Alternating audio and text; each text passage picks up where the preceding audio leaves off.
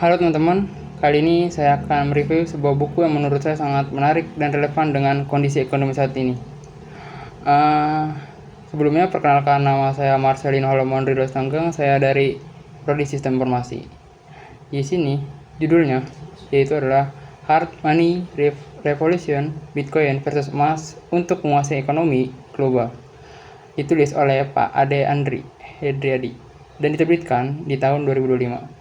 Buku ini membahas dua aset penting dalam dunia keuangan: emas yang sudah dikenal sejak ribuan tahun dan Bitcoin yang baru hadir sekitar 15 tahun lalu, tapi berhasil mengguncang sistem keuangan global. Nah, kita masuk ke isi bukunya. Yang pertama ada konsep hard money.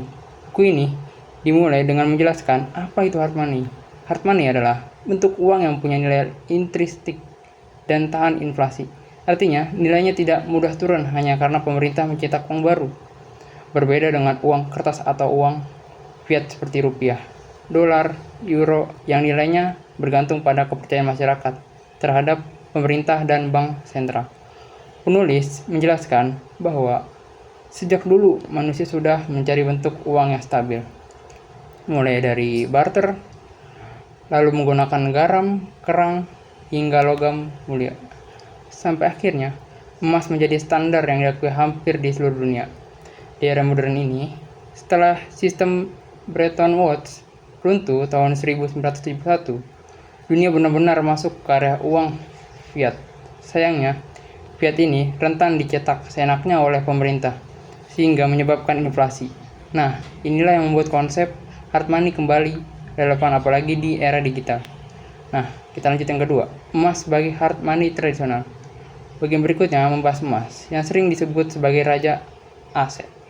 Sejarah panjang emas sudah digunakan sejak ribuan tahun lalu. Bukan hanya sebagai perhiasan, tapi juga sebagai alat tukar di zaman Romawi. Koin emas sudah beredar luas, dan sampai abad ke-20. Emas dipakai sebagai dasar sistem moneter global. Keunggulan emas yaitu nilainya stabil dari zaman ke zaman. Penulis memberi contoh sederhana. Di zaman Romawi, 1 ons emas bisa membeli toga berkualitas tinggi. Dan sekarang, 1 ons emas masih bisa membeli setelan jas yang bagus. Nah, emas langka, pertumbuhan supply, emas hanya sekitar 1-2% per tahun. Jadi, tidak bisa tiba-tiba bertambah banyak. Nah, emas juga diakui secara universal dari negara maju sampai negara berkembang. Nah, adapun kelemahan emas susah dipindahkan dalam jumlah besar. Bayangkan nih, harus mengirim 10 kg emas ke luar negeri. Biayanya mahal, keamanannya rumit. Ini tuh kurang praktis untuk transaksi sehari-hari. Karena mungkin kita beli kopi pakai serbuk emas, dan juga perlu infrastruktur penyimpanan khusus seperti brankas dan sistem keamanan yang mahal. Nah, di masa depan, emas walaupun dianggap kuno, emas tidak akan hilang begitu saja. Penulis menjelaskan ada tren baru seperti tokenisasi emas, yaitu emas fisik yang direpresentasikan dalam bentuk digital menggunakan blockchain. Jadi, emas tetap relevan di era digital. Nah, kita lanjut yang ketiga. Bitcoin sebagai hard money digital. Nah, di sini buku ini jadi semakin menarik. Latar belakang Bitcoin itu lahir setelah krisis finansial global pada tahun 2008. Saat itu, kepercayaan publik terhadap bank sentral dan perbankan tradisional runtuh. Satoshi Nakamoto merilis white paper tentang sistem pembayaran peer-to-peer yang tidak bergantung pada pihak ketiga. Kita lanjut ke filosofi Bitcoin. Bitcoin itu lahir dari ide libertarian dan gerakan cyberpunk. Prinsipnya adalah kebebasan finansial, privacy, desentralisasi, tidak ada satu pihak pun yang bisa mengontrol. Nah, ada juga keunggulan Bitcoin. Supply terbatas, maksimal hanya 21 juta Bitcoin, tidak bisa dicetak seenaknya. transparansi, semua transaksi tercatat di blockchain dan bisa dilihat oleh publik. Desentralisasi dioperasikan oleh ribuan node di seluruh dunia, sehingga sulit dimatikan. Nah, lanjut juga portabilitas. Bisa dikirim miliaran rupiah dalam hitungan menit dengan biaya murah. Dan ada divisibilitas.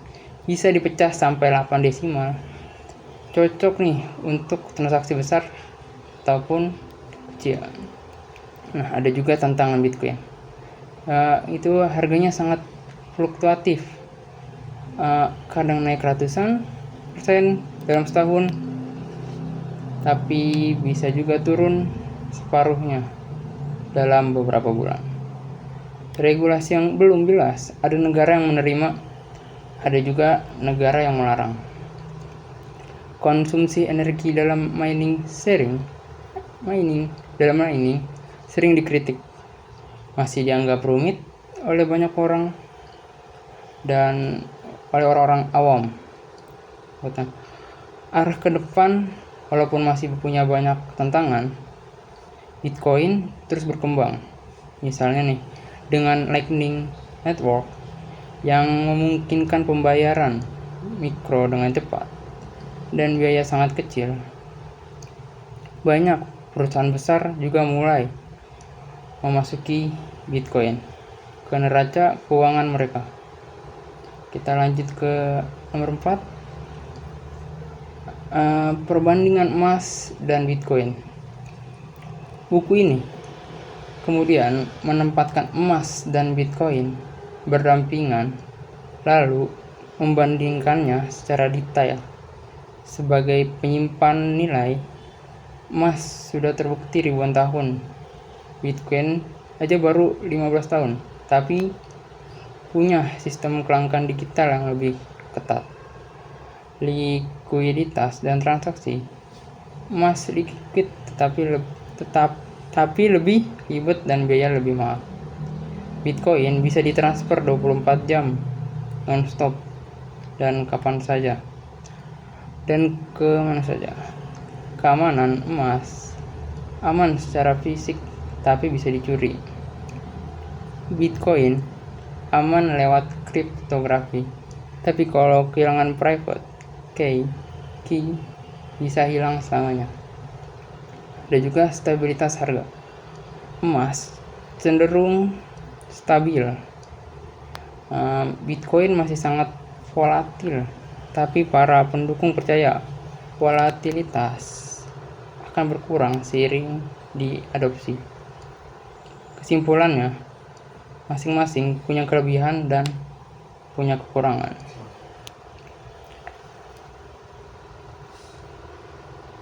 Lanjut ke nomor 5, peran dalam krisis ekonomi. Penulis memberi banyak contoh menarik. Emas sudah terbukti menjadi safe haven saat krisis. Misalnya nih, saat krisis finansial tahun 2008, harga emas justru menjulang. Bitcoin meski baru sudah dipakai masyarakat di negara-negara yang mengalami krisis seperti Venezuela atau Lebanon. Di sana, orang-orang lebih percaya Bitcoin daripada mata uang lokal yang nilainya jatuh. Dan lanjut ke nomor 6, yaitu ada adopsi global. Buku ini juga mengulas bagaimana kedua aset ini diadopsi di dunia. Negara El Salvador menjadikan Bitcoin sebagai mata uang resmi pada tahun 2021. Di bank sentral di berbagai negara seperti Rusia dan China terus menambahkan cadangan emas mereka. Perusahaan besar seperti Tesla yang dimiliki Elon Musk dan MicroStrategy membeli Bitcoin dalam jumlah besar sebagai cadangan nilai. Visi masa depan. Kita lanjut ke 7. Visi masa depan. Penulis menutup bagian isi dengan pertanyaan besar, apakah Bitcoin akan mengalahkan emas? Atau justru keduanya akan berjalan bersama? Jawabannya ini adalah kemungkinan besar keduanya akan berkoeksistensi. Emas tetap jadi jangkar tradisional dan Bitcoin juga jadi aset digital yang sesuai dengan ekonomi internetnya. Bahkan bisa jadi ada integrasi antara keduanya seperti tokenisasi emas atau penggunaan teknologi blockchain dalam perdagangan emas. Jadi, inti dari bagian isi buku ini adalah emas dan Bitcoin sama-sama hard money, tapi dengan kelebihan yang berbeda. Dunia mungkin tidak harus memilih salah satunya, melainkan memanfaatkan keduanya sesuai konteks.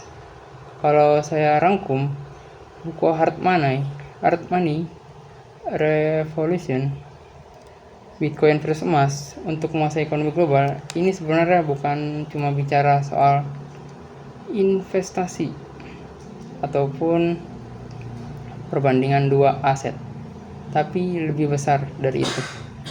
Buku ini mengajak kita untuk memikirkan ulang tentang apa itu uang dan kenapa nilainya bisa naik dan juga bisa turun, dan kenapa di masa depan itu mungkin sistem uang kita akan berubah secara total. Contohnya dari sisi emas, penulis juga menunjukkan bahwa emas sudah terbukti selama ribuan tahun sebagai penyimpan nilai. Emas juga tidak gampang rusak dan juga langka dan dipercaya hampir semua orang di dunia ini. Kelemahannya itu emas itu berat, susah dipindahkan, dan juga kurang praktis untuk dipakai di zaman digital kayak sekarang ini. Nah, juga sementara Bitcoin itu adalah pendatang baru yang lahir di era internet. Bedanya apa sih dengan uang biasa? Bitcoin ini gak bisa dicetak seenaknya. Jumlahnya juga terbatas, bisa ditransfer kemanapun dalam hitungan menit, bahkan detik, dan tercatat juga transparan di blockchain. Nah, tapi gitu tetap aja ada kelemahannya, yaitu harganya kadang naik turun secara ekstrim. Regulasinya belum juga jelas dan masih banyak orang yang belum paham gitu cara menggunakannya, dan juga banyak juga yang malas. Menurut penulis, pertanyaannya bukan emas atau Bitcoin mana yang menang, tapi lebih kemana bagaimana keduanya bisa dipakai sesuai kebutuhan. Emas tetap kuat sebagai cadangan nilai tradisional, sementara Bitcoin cocok dengan dunia digital yang serba cepat dan global. Jadi, saya mau menyimpulkan, buku ini penting untuk dibaca kalau kita pengen ngerti arah masa depan keuangan di dunia ini. Apalagi nih, sekarang banyak juga negara dan perusahaan besar sudah mulai menaruh perhatian ke Bitcoin ini. Tapi di saat yang sama, bank-bank sentral tetap aja menyimpan emas. Bisa dibilang keduanya sama-sama punya tempat. Nah, secara pribadi saya dalam menilai buku ini informatif, jelas, dan cukup visioner. Cocok untuk mahasiswa ataupun investor pemula, dan siapa saja yang mau paham kenapa emas dan Bitcoin sering disebut hard money. Sekian dari saya, terima kasih.